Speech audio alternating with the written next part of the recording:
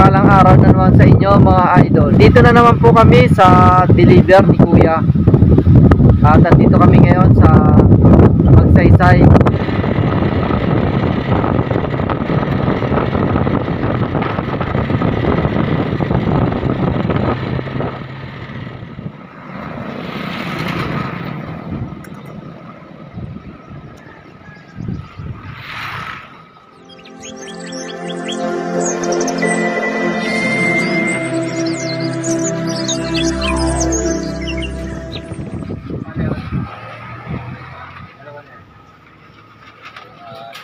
Isang hangin.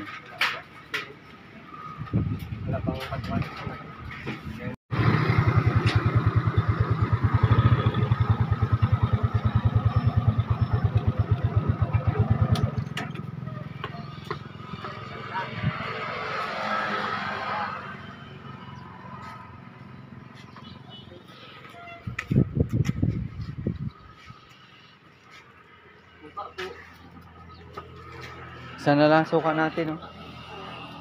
Dalawa na lang. Tatlo. Suka po, pastor.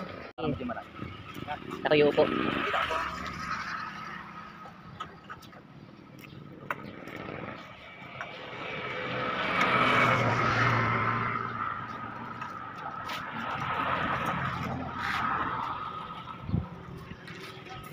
Sarap po ilagay, sir.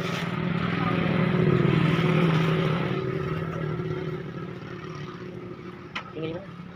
Tingin mo natin sa 70. Tapos mga idol, nagpagas kami.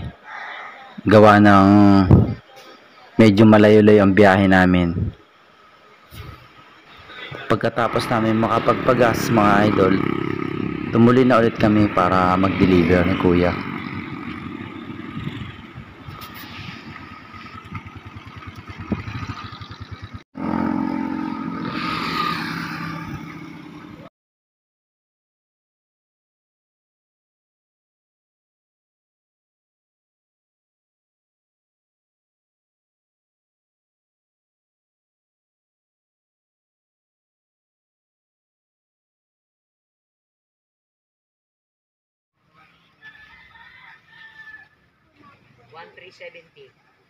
Kayo ha, sama kita sa vlog ko. Ang mukha ko ganito. Ay, ganyan talaga mga suki eh. Di ka naman makikita.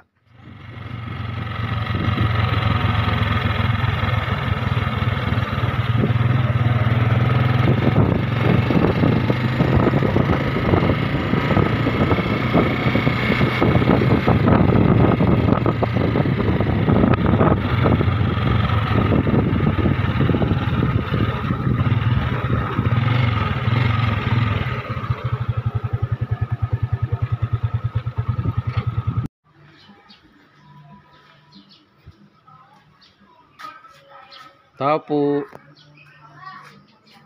Suka po. Suka.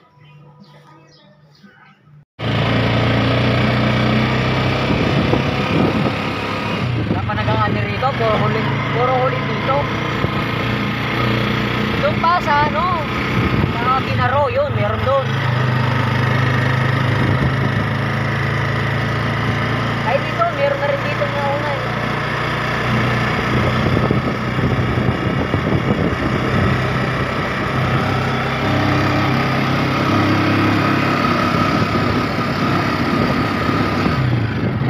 Galing na rin pasada na rin, no?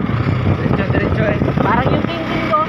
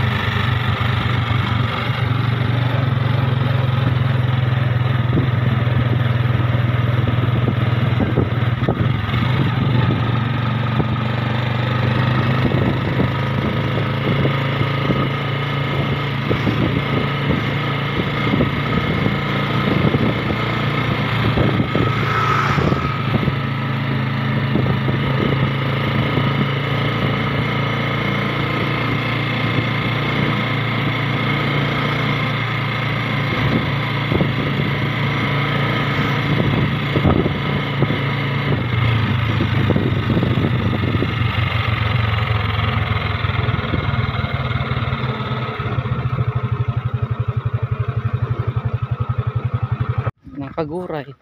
Mas maganda pa to. Suka.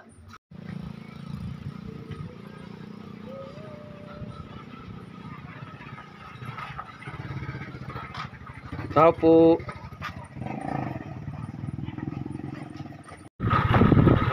So, please, ano lang? Kano lang? 20 lang pero pinakamalaki. Wala, 10 lang. So, please, 10 lang. Huwag wala sa dami. Oo. Pag nakakasalimak kayo sa'yo, di, tingin sa'yo. Bakit magaan naman yun? Oo, magaan. Plastic lang yun. Oo.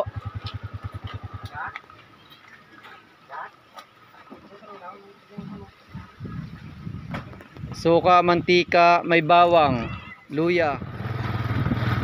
At ayun na mga idol, nandito na tayo sa Onion Country. Ang malalawak na sibuyasan dito. Ito po ay matatagpuan dito sa Magsaysay, Occidental Mindoro.